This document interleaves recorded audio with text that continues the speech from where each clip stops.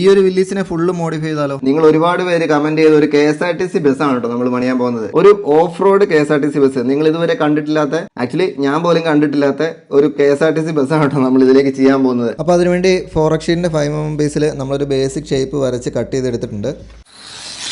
ഈ ഒരു ബസ്സിൻ്റെ വർക്കിന് വേണ്ടി നമ്മൾ യാതൊരു റെഫറൻസും എടുത്തിട്ടില്ല കേട്ടോ. എല്ലാം നമ്മളൊരു കൺസെപ്റ്റ് ആയിട്ടാണ് ചെയ്യുന്നത്. നമ്മൾ റഫായിട്ടുള്ള കാര്യങ്ങൾ വരച്ച് അത് കട്ട് ചെയ്തെടുത്ത് അതനുസരിച്ച് അഡ്ജസ്റ്റ് ചെയ്തെടുക്കുവാണ്. അതുകൊണ്ട് തന്നെ റിയൽ സ്കെയിൽ മോഡൽ ബസ് ഉണ്ടാക്കുന്നവർ എന്നോട് ക്ഷമിക്കണം കേട്ടോ. കാരണം നമുക്ക് സമയം കുറവായിരുന്നു. നമുക്ക് റൈഡ് പോകാൻ വേണ്ടി ഞാൻ പെട്ടെന്നുള്ള രീതിക്ക് യാതൊരു മെഷർമെൻറ്റും എടുക്കാതെ ചെയ്തൊരു വർക്കാണ്. ബസ്സിൻ്റെ രണ്ട് സൈഡും റെഡി ആയി കഴിഞ്ഞപ്പോൾ പിന്നെ നമ്മൾ വിൻഡോസ് എല്ലാം കട്ട് ചെയ്തെടുത്തു. അതിനുശേഷം അവിടെ ഒന്ന് കർവ് ചെയ്ത് സാൻഡ് ചെയ്ത് സ്മൂത്ത് ആക്കി എടുത്തിട്ടുണ്ട്. സെൻറ്ററിലൊരു കട്ട് ചെയ്തിട്ട് ഒന്ന് ബെൻഡ് ചെയ്ത് കൊടുത്തിട്ടുണ്ട്. രണ്ട് സൈഡും വെച്ച് നോക്കിയപ്പോൾ ഇതാണ് കേട്ടോ നമ്മുടെ ബസ്സിൻ്റെ ലുക്ക്. വലിയ ലുക്കൊന്നുമില്ല. ഇതിനെ എങ്ങനെ കൺവേർട്ട് ചെയ്യണമെന്ന് എനിക്കും വലിയ പിടുത്തമില്ല. എന്താണല്ലോ നമ്മളങ്ങ് ചെയ്യുവാണ്. പക്ഷേ റഫായിട്ട് നമ്മളൊന്ന് അറേഞ്ച് ചെയ്ത് ഒട്ടിച്ച് കഴിഞ്ഞപ്പോഴത്തേക്കിനും എന്തോ ഒരു ഷേപ്പൊക്കെ വരുന്നുണ്ട്. ഇനിയിപ്പോൾ നമുക്ക് ചെയ്യേണ്ട മെയിൻ കാര്യം എന്ന് പറഞ്ഞാൽ ഫ്രണ്ടാണ്. ഫ്രണ്ട് നമ്മൾ 5mm ഫോറക്ഷീറ്റിൽ തന്നെയാണ് ചെയ്തിരിക്കുന്നത്. അതിനുശേഷം ഗ്രില്ലും വീലാർച്ചും കാര്യങ്ങളെല്ലാം നമ്മൾ കട്ട് ചെയ്തെടുത്തിട്ടുണ്ട്. ഇതുപോലുള്ള എക്സ്പീരിയൻസ് വീഡിയോസ് നിങ്ങൾക്ക് ഇഷ്ടമാണെങ്കിൽ ഇപ്പോൾ തന്നെ ഇൻസ്റ്റാഗ്രാം പേജ് ഒന്ന് ഫോളോ ചെയ്തേക്കണേ. അതുപോലെ തന്നെ ഇതിൻ്റെ ഫുൾ വീഡിയോ ഞാൻ എൻ്റെ യൂട്യൂബ് ചാനലിൽ അപ്ലോഡ് ചെയ്തിട്ടുണ്ട്. പിന്നെ ഈ ബസ് നിങ്ങൾക്ക് ഇഷ്ടമായെങ്കിൽ ഉറപ്പായിട്ടും കമൻറ്റും കൂടെ ചെയ്തേക്കണേ. നമ്മൾ ഒരുപാട് കോംപ്ലിക്കേറ്റഡ് ആക്കുന്നില്ല. ഒരു ബേസിക് സ്ട്രക്ചർ അത്യാവശ്യം നല്ല രീതിയിൽ പെയിന്റ് ചെയ്യുക. ഇതാണ് നമ്മുടെ എയിം.